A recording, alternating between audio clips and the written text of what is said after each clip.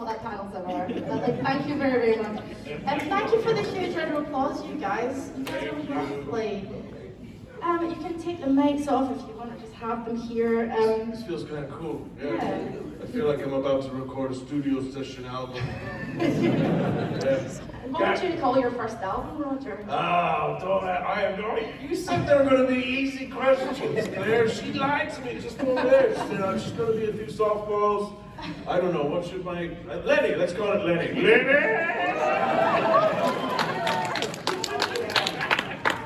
Guys, it is so nice to see you again. I always love chatting to these guys, and the last time I saw you both, it was a year and a half ago in Scotland. That's right. Which was crazy. So did you enjoy my homeland? Did you enjoy it?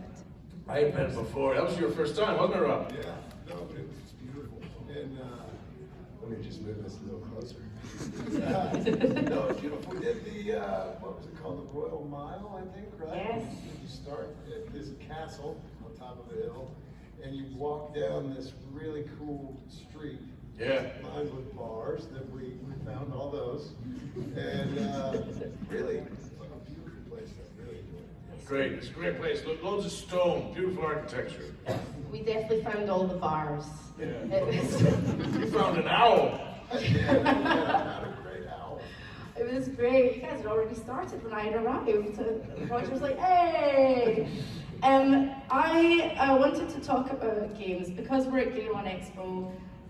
I've spoken to Roger many times before about games, for my podcast and everything else. I think we discovered that we were like game twins or something. Yeah, we played a lot of the same stuff. A lot of the same things. I kept going, wait a minute. Let's start with you and then we'll go to you. Tell me about some of your favourite games growing up. Well, I started out on the Atari. Yes. And I played that famous, I think they made a documentary about it, that horrible E.T. game. Yeah, I played that. But I didn't know any better. I thought it was amazing. Right? That was the only game before or since that I completed, but I didn't know that I had completed it. It was that bad. I was just walking around like, oh, okay, I found the phone. I'm on phone home. Where is everybody? But that was my first thing, and then bowling, the pixelated guy throwing the bowling ball. Graduated to a Nintendo, then a SNES. I could play Street Fighter 2 with my eyes closed. Blanca was my guy. On the SNES, Blanca was the best, but I think in the arcade version you might go for Chun-Li or someone, or Guile maybe, but yeah, I could beat M. Bison with my eyes closed with one hand as Blanca. I cheated a little bit though, because I would have someone tell me whether he was to the left or the right. But yeah. With assistance. Yeah. And I like the idea of E.T. phoning home and them going, yeah, we'll come and get you. Nobody arrives. You're just stranded on there. Yeah, just in the soccer parking lot, just stranded. He's there with like a bag and some alcohol going, oh, they left me. Rob, what about you? Games growing up? I would play Spelunker. Was that a game? Atari, I think, right? And Pitfall, and then got a Nintendo, and then everything that I guess Super Mario Brothers came with the console, I think, right? So really enjoyed that. Zelda, and Metroid, and even like tennis, and it was so cool. But then my parents kind of chased me out of the house. Just get out, you're sitting here too much, and that was kind of the end of it for me, unfortunately. But I did enjoy it while I still had my freedom. You were a big music fan growing up as well. You were really big into music. I do love music. So my hometown, I don't know, John Mellencamp, who's getting old now, but John Cougar Mellencamp sings a song called Small Town, and that's the town that I grew up in. So I guess when you live in a town where you've got a world famous musician, you kind of gravitate towards that. Yeah. 100%. I feel like that growing up in Glasgow because it's such a small city. It's not like New York or LA. So anyone famous from Glasgow, you know what it's like. You're like, oh my god, so you have to become obsessed with them. Yeah. You had those two ginger twins, didn't you? I would want 5,000 were they Glasgow or somewhere else? I'm going to pretend that you are not speaking Can you hear me? Hey, what happened to my microphone? Turn it off. Turn it down. Oh my god, everywhere you go, it's that way where they Sorry. go. Oh, the Proclaimers, that's what you're talking about. Do you know what though, growing up I used to hate it, and now I've softened to it because I'm like, you can't be bothered being angry about stuff anymore. You know, because like, it's what it is. Did you feel like that growing up? Were there things that were kind of uncool to you growing up that you think, oh, you know what, it's okay. Sure. Like my dad's music, I thought was pretty lame. Because he was like Sinatra and like the old 40s big band stuff, and I appreciate that now. And I was just going back to games, my dad used to scream at me to get off Mike Tyson's Punch Out, for example, and all that. And now I get to, like, first of all, just thank you guys, thank you everyone. We know you guys drive hours on end and you stand in line for ages. And we know that this isn't cheap, but you guys honor us. Thank you for your support. You are awesome. Outlaws for life. We love you.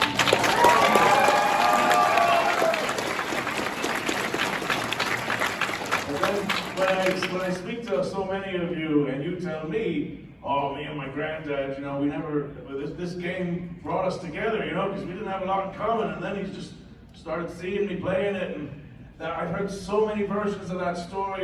It absolutely warms my heart. I can't believe it. It's something I never expected. You know, thinking back, get off that damn thing! My dad would be screaming at me. He would be turning over in his grave now. That's insane. I love that. The Red Dead community are absolutely wonderful people. Yes, they are. They're so wonderful. I know, Rob, you make a special, like, I mean, you all do. Sorry, please don't poke your eye out. Right. Health and safety. Health and safety. But Rob, I know you do like Instagram lives, and you really get to know folks online as well. Yeah. What was the thought behind that? You just were like, I want to know the fans a bit more. Let's just talk to them. Yeah, well, so I mean, we get to meet so many cool people. All of you, when you come up, it's just really awesome. And there's a lot of talent. And I'm sure that there's a lot of talent out there that's not shared with us. But there's a lot that is. So I've met some really, really cool people that I think, you know, I've got this platform where I can, you know, have maybe a bigger reach than some of these people do. And very fortunate to have it, but I think, you know, some of these people, we need to all know who they are and celebrate them too. So I think, you know, why not? You know, I'm fortunate enough to be in a position where not, if I weren't for in Red Dead Redemption, nobody would know who I am, but I am. So some of these other people, I think, you know, they're now, some of them, going on to do actual really cool things on their own. Not because of me, because of them, but sometimes people just need a little, hey, everybody, look at this. And so I think that if I have an opportunity to do that, then I want to try, of course. A wee boost. Yeah. You're giving me a wee boost. I like that. Is there anything that you've learned from speaking to folks that really surprised you? That you thought, wow, that's incredible and surprising me. I mean, I guess something that I learned, I think, because I grew up in a really small town, and then I went to Indiana University, which is a really big school, and yeah, out there, right on. But I really enjoyed talking to people from different parts of the country, and what I enjoyed so much about it is, yeah, okay, so you grew up in New York City, and to me, you know, at that time, I'd never been there. I only heard how scary it is, and how big, you know, how tall buildings are, and all these crazy things. But I realized that no matter who we're talking to, so much of all of us is the same. You know what I mean? And it just makes it like really. I just wish that, you know, we would all talk to each other more, because of course we live different, we have different cultures, different backgrounds, whatever, but we all seem to be very similar once we sit down and talk. And I think that I've learned that in college probably first, but now that I've been exposed to even more people from different places, I really, really find comfort in that. And I think it's awesome. Yeah, I mean, that's why we're all in the one room. I'm looking out, and you're saying everyone's got something in common. We're all here, which is kind of wonderful. Yeah. This is a massive turnout. Thank you all so much. I love it so much. Let's talk about getting into character and action, darling. Let's talk about action, darling.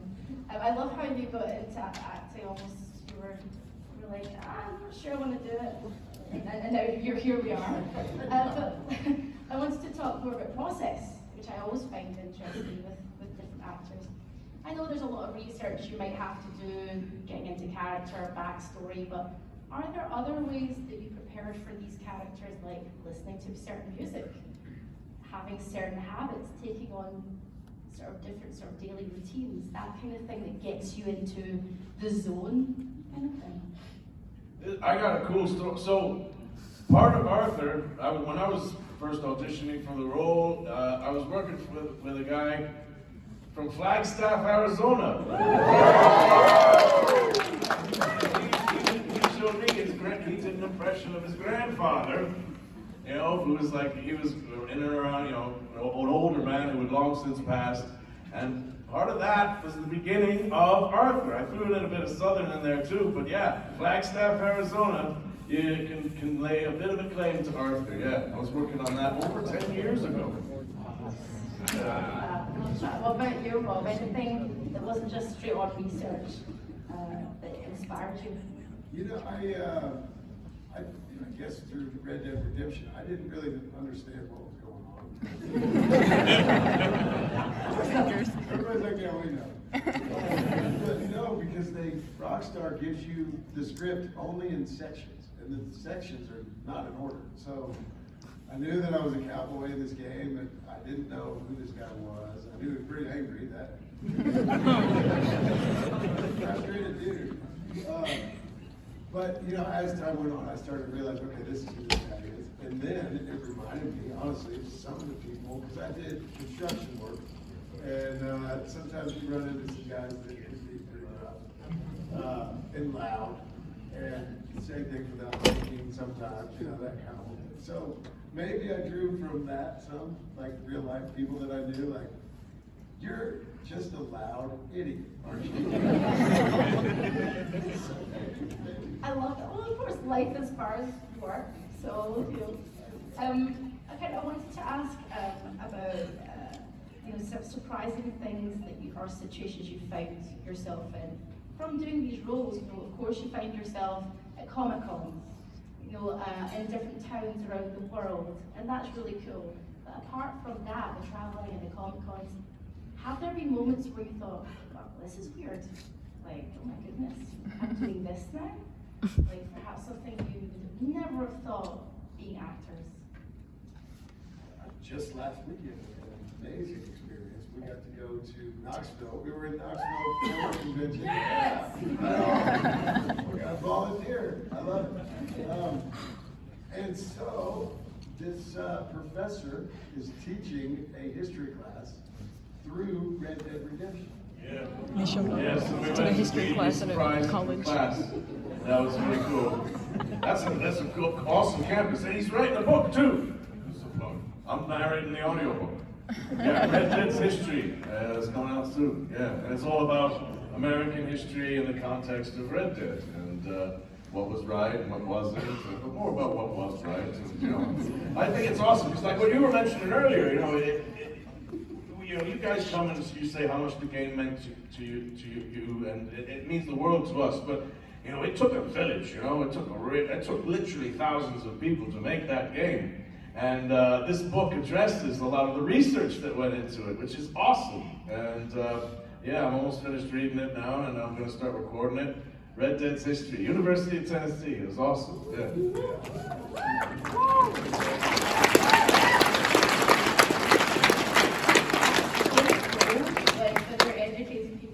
The game, or the game is the backbone. Games are educational. I bought a book. It's not like it wasn't in the video game, but it was The Philosophy of Battlestar Galactica. Awesome. Yeah, and it's incredible because I will send you the link. It is so great. So yeah, like fiction, games, TV, like it's not nonsense. No. Expands your brain. We're going to have books about the philosophy of Minecraft and all this stuff. It's crazy. What did the students think when you guys walked out? And what were you doing? What did you say to them? Like, what was the reaction?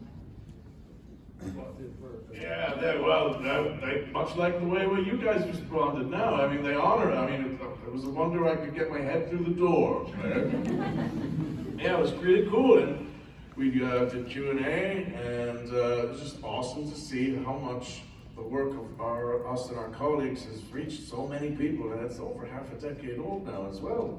I know a lot of you got into it during COVID. I know I certainly did. I got back into it during COVID. I was living vicariously, you know, and going out into the fields and doing hunting and whatnot. And it just blows my mind that it still has the influence that it does. And yeah, it's a real honor. The first game I ever streamed on Twitch 6 years Wow. ago or something, and I was on my console with I didn't have my setup like I do now, but I'd never streamed on Twitch before, and I thought I'll choose a nice easy little game. Let's choose Red Dead Redemption 2. And the hardest thing I found was chatting and riding the horse. Sometimes I would, if I was in a town and I instead of getting on my horse, I'd accidentally punch someone. And then, like, 10 minutes later, I got a bounty for $300. So I just wanted to get on my horse. We did a Twitch stream during COVID as well. I'm up to about level 45, 46, and we had some griefers throwing dynamite at us, and the whole server just went for them. Sight to behold. I don't think they've still not back on that server. One of the dogs that I walked over with a horse, I killed a lot of dogs. Oh no! Oh well, let's move on. R.I.P. Dog 5. Sorry, so many dogs died. I've got a couple more questions to ask you, but before I do, I'm gonna ask people to start queuing up here. If you have a question for Rob or Roger or both of them together, please start queuing up. Don't be shy. We've got somebody coming from the back. Please come down. Yes, straight up. And please just think of one question. I have a question. As well. So I just start wish queuing up. I Okay, I've was got two more somebody. questions for you guys, Roger and Rob. I've got a serious one and I've got a kind of fun one. Alright guys, you ready? Serious and fun questions. So, serious question, I have to ask this. Storytelling has been something that has been prevalent since the dawn of time. This is why you are actors, you're telling stories, you know. And I know that recently we've got technology now moving on, and it's definitely prevalent in your business. You know, it's going to change things. I'm not going to ask what you think about it, but I want to ask if there's a way we can live with it, or you can live with it. Have you thought about that going into the future? How you might live with it? Yeah, well, we have to live with it. It ain't going nowhere. Skynet's here. Yeah, I think it's, you know, if used in the right way, I think it's going to be a very useful tool, you know, and it's going to assist a lot of industries and a lot of people.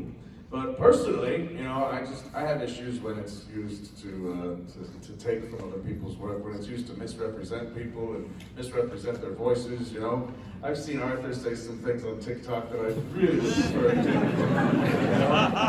I know, and when it first came out like 6-7 months ago, they go, oh, it's just a bit of fun, what's your problem, man?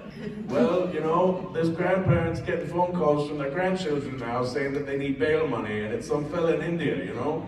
It's not harmless fun. It's not. But you know, if used in the correct way, you know, it's going to be an incredibly useful tool. But it is changing everything. I mean, we've seen a lot of layoffs in the game industry now, and there's just going to be a huge, huge reshift of everything. And I have no idea what the future holds. It's adapt or die, and it's always been that way. But now it's like you got to adapt faster. But you're Rob. Yeah, I completely agree. I don't know enough about it, honestly, to really expand on what he said, but I've had people actually come to my table and ask me to write certain things, and I'm like, that's not the game. They're like, no, that's what you said on, and I think, no, I would never say that, you know? So it can be, it's weird. That part's really weird and not cool. But, yeah, who knows what our experience would be going to movies and playing games in the future. Yeah. Who knows what will. It actually is. I was gonna start to use it. It's the Wild West, like, because it really is. Like, sorry, God, that was really cheesy. So, hi guys. I'm really good at my job and stuff. Okay, I'm gonna ask you a silly question, and then we're gonna go to these lovely fans. Okay, I was having a conversation this morning about hotel pillows. And I wanted to ask you what you prefer, how many pillows you think is acceptable when you're in a hotel. I like one pillow to lie on, but they give you like 600 pillows. How many do you like pillow forts or pillows? I like two. That's sensible. Yeah, and at home I have a hard one and a soft one. Oh. Yeah. I sleep, my head's on the hard one, and then I hug the soft one. I like that. Yeah. Or I'll use it like just to, because sometimes if I do that, Yes. I wake up, my shoulders are starting to get stiff. Yes. Freaking old, So that the soft pillow helps that, Claire. Got it. Yeah. Practical and sensible. That's my system. So I don't need any more than two. Love it. What's your pillow system? Normally at home, just one. But the hotel, you lay down. Use as used. You lay on the pillow, and it looks like it's really, really nice, and then your head just you go right through it like it's not there. So you go to two, and then somehow, yeah, it's difficult. Do you like cold pillows? Do you turn it up, do you flip it? Yeah? Yeah. Can we, cheers for cold pillows?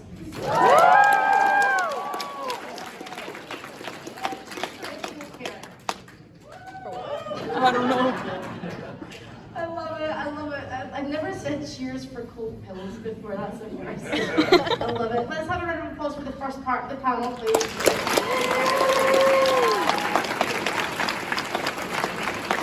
Okay, we have a big line to get through, so one question each, please. And what's your name and what's your question? Is it all? Yeah, right into the mic. Hi guys, my name is Isaac. My question is, what was your favorite part during development of Red Dead 2 or 1? Goodness. Well, I think the friendships that we made really is what I take from it. I think my favorite scene was the one at the very end where Arthur gives John his hat. But that was really a cool experience for a lot of reasons.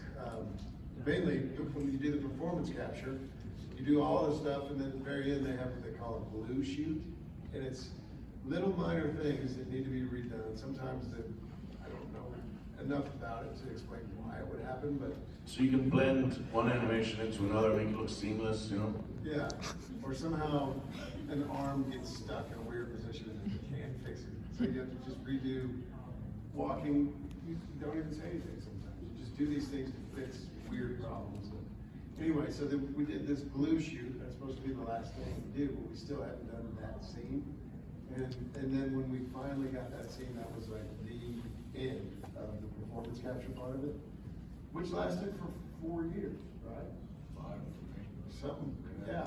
So, but then we knew exactly what that meant for the story. We also knew that was it for performance capture. It was just a really big moment for a lot of reasons. So. I always liked, I second what Rob said, but I always liked everything where it was the whole gang, There's not many moments where the gang celebrates, but when you rescue Sean and bring him back, remember the big old party at the campfire? And Sean and Karen go having a conversation in the tent.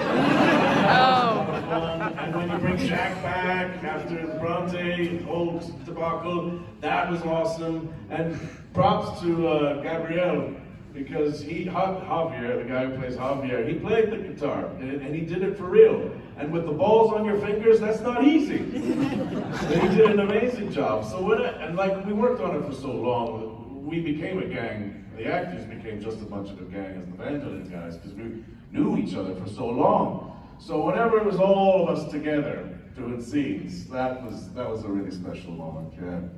Thank you. My takeaway from that is playing guitar with balls on your fingers is not easy. I love that so much. Hello, my friend, right into the mic, name and question. Hi there, mister. Hey there, mister. My name's Jordan. I had one question, which was, what scene would you say took the most amount of takes to like get it right, and which one took like you got in one try, like it was just perfect as is? Who's going to start? I made a lot of mistakes. I know one, we almost never did it in one.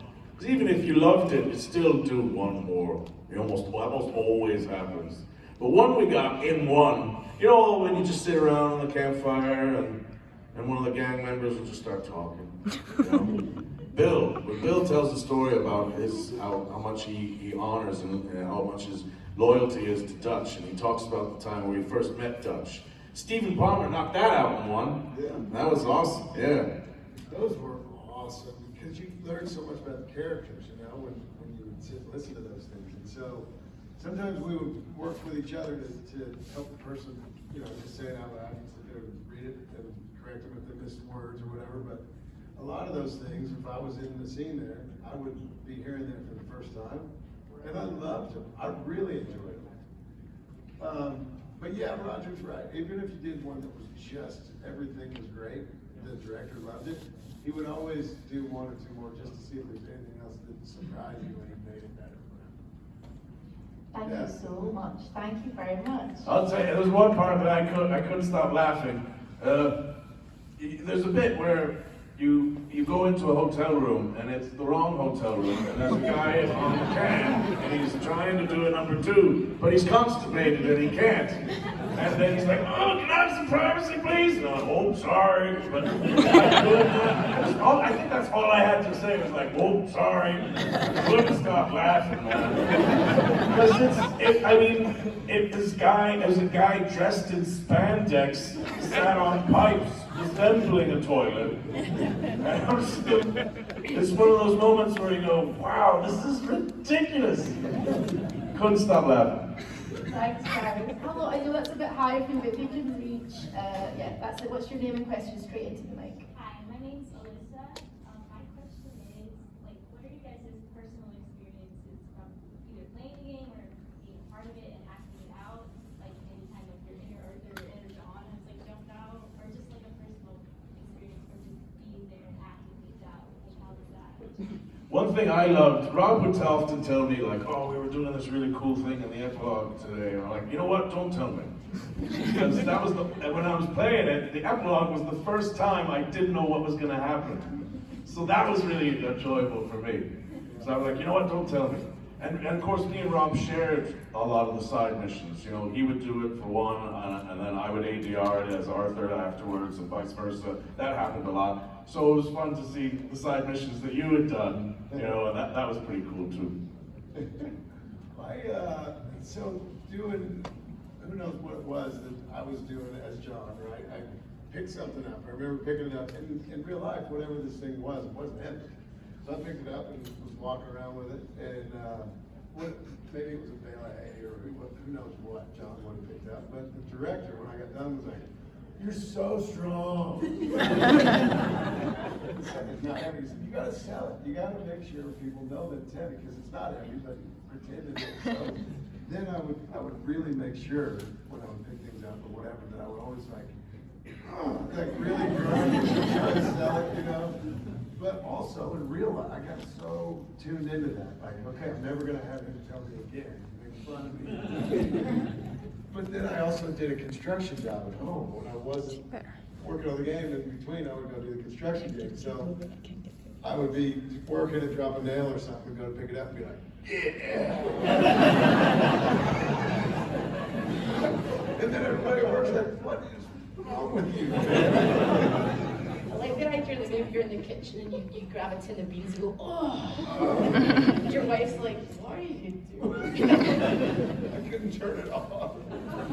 It's terrible. That's a good question. Thank you, my dear. Thank you. Hello, friend. What's your name and question? Hi, I'm Jorge. I'm glad you didn't break the wheel on your way here. What would you say is like the most like peaceful mission in No one has Yeah, you make us think now. Man, I thought it was going to be softball questions. Peaceful mission. You know, the stuff with the photographer, Albert Mason, that's kind of cool. That's true. Hunting with the one-legged dude. What was his name? Hamish, yeah. Those were pretty cool, yeah. A lot of the stuff that's peaceful, I mean, there's loads of peaceful stuff in the game, but not a lot of them are missions, though. You know, it's just when you decide to just go off and do your own thing, you know?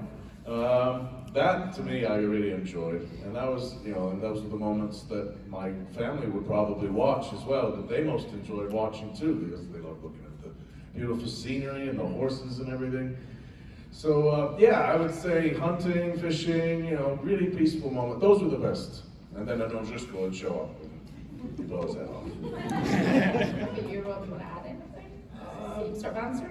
Well, I played through the first chapter, and that's as far as I've gotten. Really bad, like really bad. But yeah, none of that was real, I guess, real pleasant, I guess. Good question. Thank you so much. Thanks. Thank you. Hello, friends. Right up into the mic. What's your name and question? My name's Ryan. I was just wondering, one time I said to my friends, rest in peace to Van Halen game, you guys would have loved John Denver. So what would Arthur and John's favorite John Denver song be? I think they'd like Rocky Mountain. Yeah, absolutely. I like West Virginia. What's the West Virginia song? Take Me Home Country Roads. That's my favorite. Yeah. I don't know many John Denver songs, unfortunately. Country, yeah. Yeah. Thank you, my dear. Thank you. Hello, friends. Right into the mic. What's your name and question? Hey there, I'm Robert, and by the way, Roger, amazing shirt. Thank One of the you. greatest movies of all time, right? Yeah. Go Jimbo. Yeah, it's awesome. You're based on Fistful of Dollars is based on this. Yes. My question actually is related to film, since Western films is such a big part of what may have informed your guys' performances. What influences, if any, did you take from specific Western films when you did your performance for your roles? Well, I'll start. This guy right here, Toshiro Mifune, he was a huge inspiration to Arthur Morgan. He's one of the best Japanese actors I know of. Definitely one of the best of the 20th century. Because he could be dangerous and stoic one minute, and then the next minute, you know, he could be quite lighthearted and funny. And you know, there's been many comparisons of the samurai and the outlaw in cinematic history, and that's something that I really took with me when I was working on Arthur. I love Clint Eastwood, but I gotta say, I think John Wayne was more of an influence on Arthur, because John Wayne has more of a wry, kind of dry sense of humor. Clint Eastwood didn't really say that much often, you know? So those two were big influences. And of course, Rob was a huge influence too, because John Marston's the OG, and he always will be, you know? And there wouldn't be a Red Dead 2 if it wasn't for how amazing the first Red Dead Redemption was.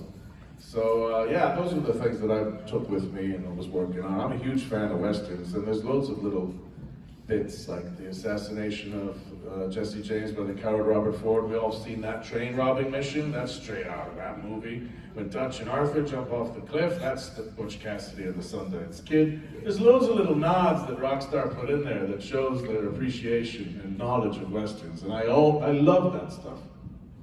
You're Rob. I don't know that Roger actually taught me what I do know about some of those old spaghetti westerns, because we would hang out sometimes and he'd say, yeah, you know this, right? And I'd think, no, well, let's watch it for a second. It's pretty cool, whatever. But weren't they all like in Italian? Isn't that what?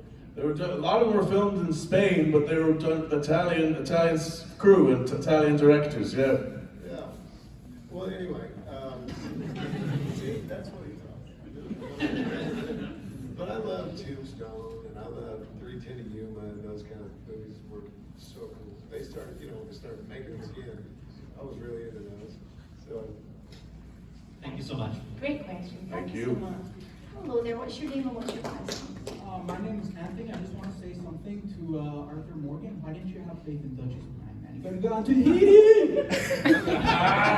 Thank you, my friend. You forgot to mention mangoes. Have you actually been to Tahiti? Or? I haven't, no. Been Hawaii, but not Tahiti, no. Thank friend. Thank you. you. Thank you. Hello, my dear. What's your name? What's your question? Hello, I'm Jacob. So, pretty much every Rockstar game has been on every platform, Xbox, PlayStation, PC. I was just wondering, what do you think of the fact that Red Dead Redemption 1 has never gotten a PC port?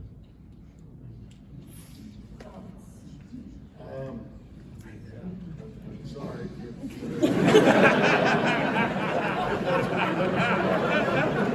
I can see Rob's eyes. He feels genuine sadness. There's sorry. I talked to them for ages about doing that. They won't listen to me. I don't know. I don't know why. There's got to be a reason. They know what they're doing.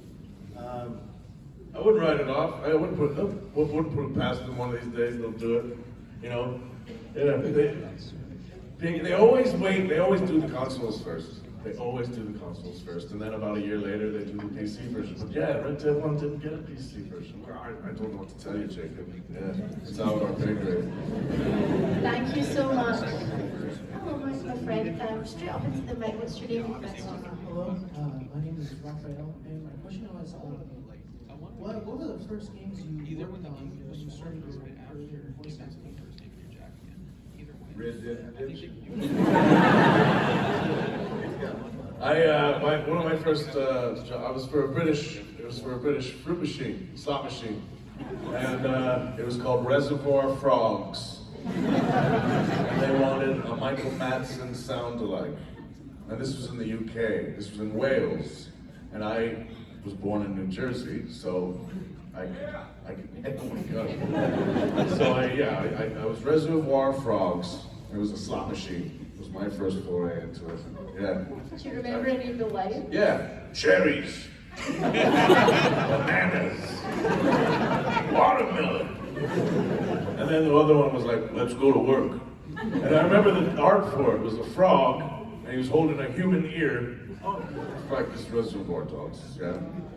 And I don't know why the frog was holding a human ear, but I guess he couldn't hold a frog ear because frogs don't have ears. So, yeah. That's a great question. Thank you very much. Straight up into the mic, hello friends. Name and question. Hey, I'm Brandy, and I was just wondering if Micah never become an agent and switched, do you think the gang would have successfully stuck together and made it away from the law? So, I don't know if he was the rat. I mean, Milton said he was, but what does that mean? How do we know he was the rat? Did they need a rat? I mean, Arthur mentions it throughout the game. We're not being quiet, guys. We're making loads of, as Dutch would put it, noise. I don't know if there was a rat. Yeah. I mean, Micah is obviously a horrible, horrible person. But I wouldn't take that for granted, Milton may have been just trying to divide the gang, I wouldn't put it past him. I mean, if he probably was the rat, but I don't know if he was. A lot of people think Abigail could have been the rat. Now, I don't think she would have done that because it would have put John in a lot of danger. I don't think she would have done that. But yeah, I don't know if there was a rat. What do you reckon, Rob? He's got a good point. I don't know. I don't know. But I wonder, Dutch obviously was very heavily influenced by Micah. So whether he was a rat or not, he did a whole lot of damage, no doubt about it. But yeah, you might be right. So the divide and conquer thing, maybe Milton had some, do something. Thank you for your question. Thank you. Straight on up. Okay, you're going to say just that right into the mic, name and question. Hi, I'm Alex, and my question is, what thing from the modern world do you think each of your characters would like the most or be most excited about? Airplanes, maybe? Machines make a man fly? Is that what's it? I remember Arthur really he thought Albert Mason's camera was really cool. So yeah, he might be a movie buff, or he like filming and stuff like that. Yeah. Thank you so much. Hello, my friend. Just adjust the mic for your height. And what's your name and question? Yeah. My name is AJ. I was wondering if you could do a voice impression of That's a Good Girl. Oh my God. Just a good girl.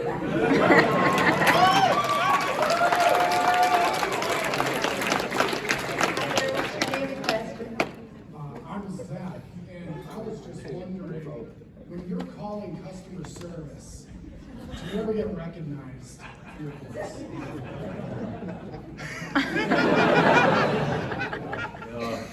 If I ever, and when I do call customer service, the last thing I want to talk about, because I'm usually, I mean, when do we ever call customer service and it's a good thing? I'm usually really pissed off. I've been on hold forever. I will tell you one thing though, my mother-in-law, she was on hold and I was talking to the Apple store or something. And she just brought up, you know, my son-in-law is Arthur Morgan and Red Dead Redemption 2. And then the guy on the other end is like, no way! Are you serious? Oh my gosh, this is so unprofessional of me, but like, is there any way like we could get him to, yeah, my mother-in-law, and she thought that was hilarious. Thank you very much. Great question, thank you. Hello, just the mic, and straight up, what's your name and question? Hi, I'm Crystal. I just have a question. So I just know that do you guys ever go crazy with the minimum level honors and just having fun? I definitely tried. I tried it out. I don't think Here, switch me places. If I really played the entire game, I don't think I would win. I think we all gotta give it a shot, right? Maybe you like it. Maybe you like it, maybe you don't. I find a really narrow corridor in Saint Denis, and I would just make a policeman mount. Thank you, my dear, thank you. Hello, my friend. What is your name? What is your question? Straight into the mic. Hello, I'm Jeremiah. I have a question for John and Arthur. What marriage advice do you guys have? As John, or? If you have a really cool ornament, you know, like probably something like a squirrel. Oh my God. Glue it where you want it to be. You don't have to find it, you don't have to find out where it is. Glue it down. It's all about potential problem. Arthur is loyal to a fault. You know, I think loyalty would be what Arthur would promote in a good marriage. Yeah, loyalty is very important. You know, communication, compromise, and partnership. There you go. Hope that helps squirrels and loyalty. Good luck with your marriage. Thank you very much. Hello, friend. What's your name? What's your question? My name is Dave, and I was wondering if you guys had to play a different character in Red Dead Redemption, who would you pick? Goodness, yeah, I know. It would be awesome to play Arthur Morgan, of course, that would be awesome. It's so cool though, really, honestly, to play any of them. But I don't know, I mean, everybody that did these characters did them so well. I just don't know how to answer the question, I think, but I love the question. I told some of you already, like, the whole time that we were making Red Dead 2, I was playing Red Dead 1 a lot, over and over again. I would definitely go for Landon Ricketts, or maybe, what was the sheriff of Armadillo? Marshall Johnson was pretty badass as well, yeah, those two, yeah. Thank you. Hi there. What's your name and question? My name's Nicole, and what are your guys' favorite Western movies? Tombstone for me. Yeah, Tombstone is awesome.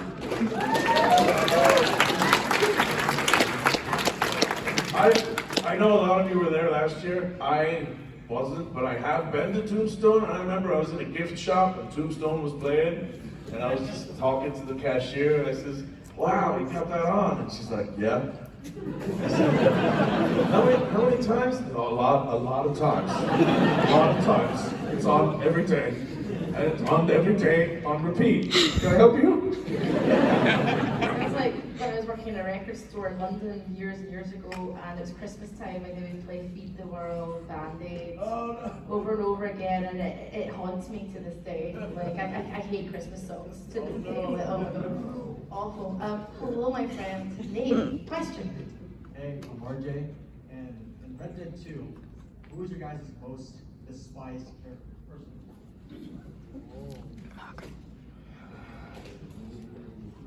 Well, if you make a wrong turn and wind up, how do you even get in that situation? Where you get molested. Oh, right. Guy out in the swamp. That was terrible. You're not like that, Jim. They get molested. You can get molested. What were you like? See? Trying to think. Ross sucks. Ross, yeah. Thank you. Thank you very much. Hello, my friend. What is your name? What's your Hi, question? I'm Nancy, and I was wondering, did you see my friend Gavin? Really cool. Any insight on the mystery of Gavin? Any closure? He always makes me laugh, that guy. Yeah, he knocked that out in like half a day. And I remember, we didn't see him because, or did you work with him? I didn't. But I remember hearing everyone laugh when they were doing it. And and then when I played it, I realized why. That was so funny. What I did not expect was to see him again in the epilogue. That was...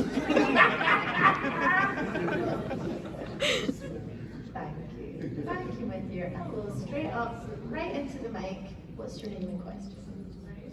This is more of an acting question, I guess. But was there maybe a moment where either you got the role of Arthur or John that maybe questioned your life path or your career in acting, and how did you mitigate that before you got the role at all? Absolutely, yes. I had been an actor for about 12 years before I booked Arthur, and I had only been making a living exclusively from it for about maybe a year. So for the first 11 years of my career, I was poor, and I was struggling. I was really struggling. And you know, a lot of people, they'll pursue a career in acting with a plan B in mind, and in my experience, those people almost always resort to plan B. And it's tough. It's the best job in the world when you're working, but it's the worst job in the world when you're not, and it can be very discouraging. I would just, excuse my language, but one thing I would always say is if you sling enough shit at the wall, something will eventually stick. And that's what I keep trying to tell myself.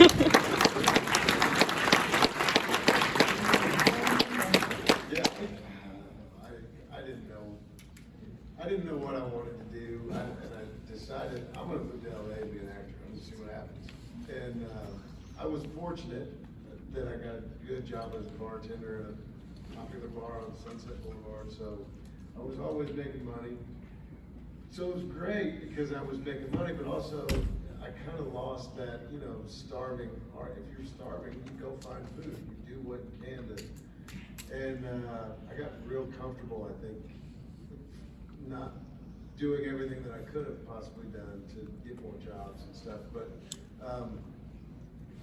I did think, like, at a certain point, I thought, all right, I'm going to have to decide, do I want to do this bartending job for the rest of my life and get the odd commercial or something, you know, that just makes me still be able to say, yeah, I'm an actor. But, like, knowing I'm really not, though. Definitely not what I wanted to accomplish, you know. So, yeah, I think that's probably part of it, you know. Some people have a way in and can just find themselves making a movie, but there are so few of those people. And, but yeah, I mean, if that's the situation you're in or someone that you know is in, what else are you gonna do? Just quit and then feel like I still want to do it though? Don't quit. Just stay with it and enjoy it. Yeah. Great question. Thank you so much.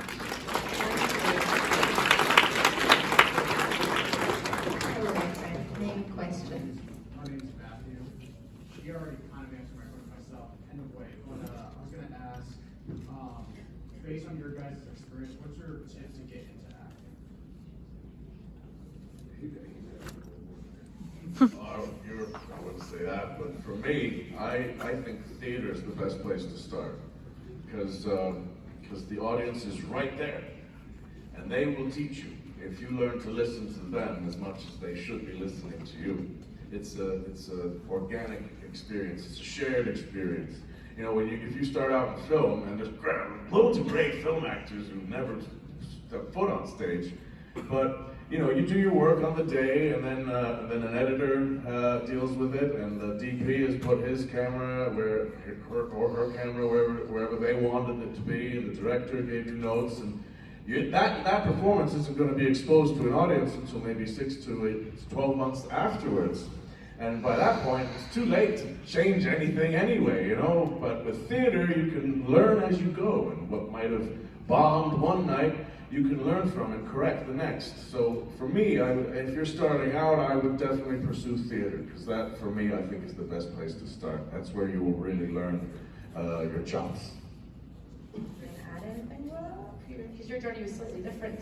Well, yeah, I mean, I guess I had a whole lot of luck to be anywhere near where I am right now, of course. But I wouldn't have had that luck if I didn't put myself out there. And a lot of people, I think, again, just think somehow this is going to work out. I'm not ready yet, but I really want it to work out. Well, don't worry about being ready. Get yourself in a position to have opportunities. Just work on it. Just fall down and stuff like that. Yeah, audition for things. Embrace failure. Yeah. I'm like on the schools, and I'm like, that's not one. Just embrace failure. So. Good luck to you. Good luck with everything. Thank you for your question. Thank you very much. Frankie, what's your name? What's your question? What was the process between recording Red Dead 1 and Undead Nightmare? Do you have any like standout experiences? It was very, very much the same. Well, I guess one thing that was very different is that I lived in LA when we did Red Dead Redemption. Pretty much as soon as we wrapped on that, I moved back to Indiana. And then pretty much got settled and moved to, and then they called me to do Undead Nightmare, which they did in New York. So that was different, but as far as the process, the technical aspects of it, it was very similar. Because you wear the performance capture suits and the camera can't see who the person is wearing it, they just assign the avatar to whichever person they, some days during Undead Nightmare, they wouldn't have enough people there to fill the room with zombies, whatever. So, because I was there in performance capture suits, they would say, all right, you're not John, you're just a zombie. And I would have to, do my zombie thing. And every time these guys, they'd say, cut, Rob, you're the worst zombie in the world. Can you please show us? Thank you, Roger. I was going to ask for zombie tips. That was so bad, and it was awesome. But I think that was one thing that I enjoyed, but also thought, we're done with all of it. Thank you. So this will be the last question. This person here. For everyone who didn't make it, you're here today, you're here tomorrow, right? So please come see those guys because they will answer questions. Is that okay? Yeah, absolutely. So if everyone goes back to their seats, just this gentleman here. So sorry, but they're here Saturday and Sunday. So hello, last question. Name and question. My name's Cody. Nice to meet you guys. Why didn't you just shoot Agent Mill in position as Jack? Oh, why didn't I shoot Milton? Yeah, good question. Well, you have to ask the writers, but I think he didn't. Jack was right there, Yeah. I saw that. Imagine if he did, man. That would have been a totally different story. Yeah. I mean, the writing is on the wall. I mean, whether it's Milton or not, I think that's one thing that the Red Dead Redemption series puts pretty clear is that if it's not Milton, it's just going to be Ross. It doesn't matter who it is. The Pinkertons are going to, they're just going to, what is it Dutch says? He says they're just going to find another monster, It's the end of the Wild West. And that is one of the biggest sources of conflict within the series. So yeah, if it wasn't Milton, it would just be someone else. But it may have prolonged it, you know, maybe some more of the gang would have survived, who knows. But yeah, the reason the way I played that scene, as soon as they turned their back on me, I was thinking of doing it. And then I'm like, oh, Jack's right there, you know? That's the way I was going for it. So yeah, I'm really glad you asked the question. It's an excellent question. I think it was because of Jack. Thank you very much. Give a round of applause for Pam.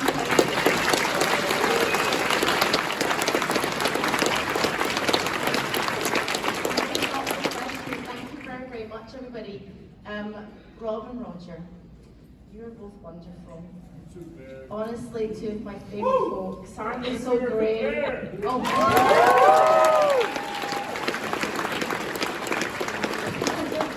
I love talking to these guys, and it's always very insightful, so thank you very much. Before we go to a round of applause, I'm going to ask you guys for some help. We're going to do a stage selfie. So are you guys up for helping? Heck yeah. So what I want to do is we're going to take one, Edgar's running around here, so Edgar's going to take one with this posh camera, and then we're going to take one with my iPhone. And simply, all I want you to do is just stand up and just give us your best waves, cheers, smiles, whatever. Are you up for that?